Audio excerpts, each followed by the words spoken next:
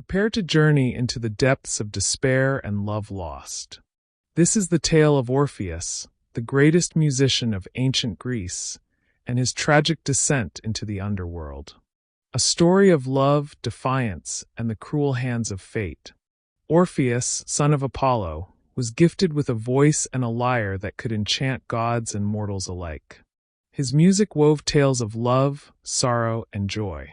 And none loved his melodies more than his beloved wife, Eurydice. But fate is cruel. That day, the air was thick with the scent of blooming flowers, and the golden light of the sun filtered gently through the trees.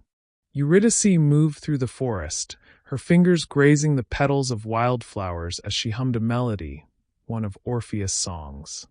The world around her felt peaceful, serene, as if time itself had paused to listen. But then, in the whisper of the wind, a rustle came, subtle, nearly imperceptible. She turned, her bare foot brushing against the cool earth, and in that instant, pain lanced through her ankle. A serpent, hidden among the grass, had struck. She gasped, staggered, and reached out for something, anything, to hold on to, but the world around her blurred. The forest, once alive with warmth, darkened as her breath faded, and she was lost to the realm of the dead. Grief consumed Orpheus, an unbearable weight pressing upon his soul. The world, once vibrant with melody and light, had turned hollow and cold. Every note he played was laced with sorrow, every song an aching cry for the love stolen from him. He could not eat, nor sleep, nor find solace in the beauty he once celebrated. And so, in a moment of sheer defiance against the cruel will of fate, he made a decision no mortal had dared before. To journey into the underworld itself, to stand before the gods of death, and to reclaim his beloved from the clutches of oblivion. With only his lyre as his weapon, Orpheus crossed the river Styx, his sorrowful song making even the damned weep. But his path was blocked by Cerberus, the monstrous three-headed guardian of the underworld. Each head bore a different expression, one snarling with fury, another watching with eerie silence, and the third growling lowly, as if tasting the fear in the air. Its eyes burned like embers, its black fur bristled like sharpened daggers, and its gaping maws dripped with the venom of the underworld. Chains rattled as the beast lunged, its thunderous growl shaking the cavern walls. Yet, as Orpheus plucked his lyre, the music wove through the shadows, wrapping the beast in an enchantment unlike any other. The first head's snarl softened, the second head tilted as if lost in a distant memory, and the third let out a long, sorrowful whimper. Slowly, the beast, once an unyielding terror, sank onto its haunches, its immense form trembling under the weight of the melody. With a final, mournful gaze, it stepped aside, allowing Orpheus to pass into the heart of the underworld. At last, Orpheus stood before the god of the dead. Hades, unmoved by mortal pleas, listened in silence. But as Orpheus played, his song painted a world of light and love, so powerful that even the heart of the underworld softened.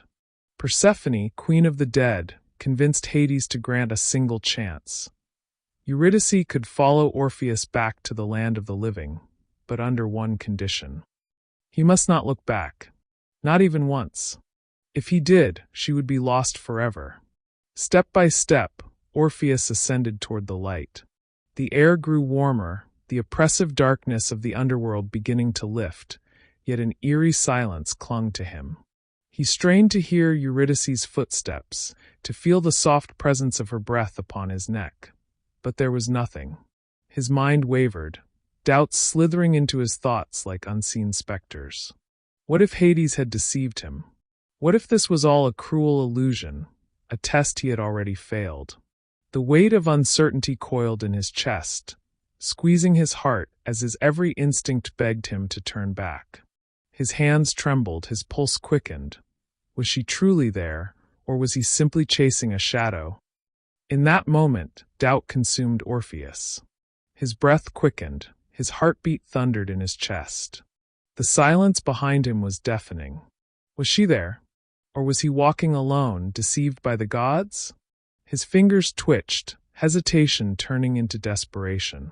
And then he turned. His eyes met Eurydice's, wide with shock and sorrow. She was still a mere silhouette in the shifting darkness, her form delicate, wavering like mist. She stretched out her trembling fingers, yearning for his touch, for reassurance. A single breath separated them, an instant, a heartbeat, but it was too late. A sudden force, unseen yet unyielding, wrenched her back into the abyss. Her eyes, filled with despair and longing, pleaded silently before the shadows devoured her whole. Her whisper, fragile as a dying ember, was swallowed by the void, lost in the eternal silence of the underworld.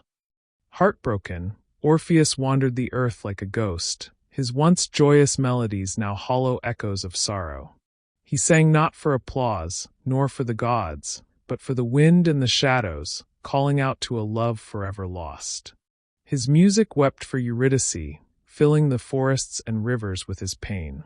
Birds ceased their songs, trees bent in mourning, and even the stones seemed to grieve.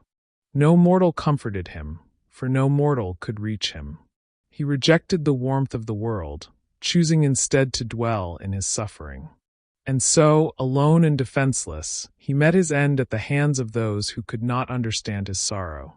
Yet in death, the gods took pity, and at last he was reunited with his beloved Eurydice in the quiet embrace of the underworld.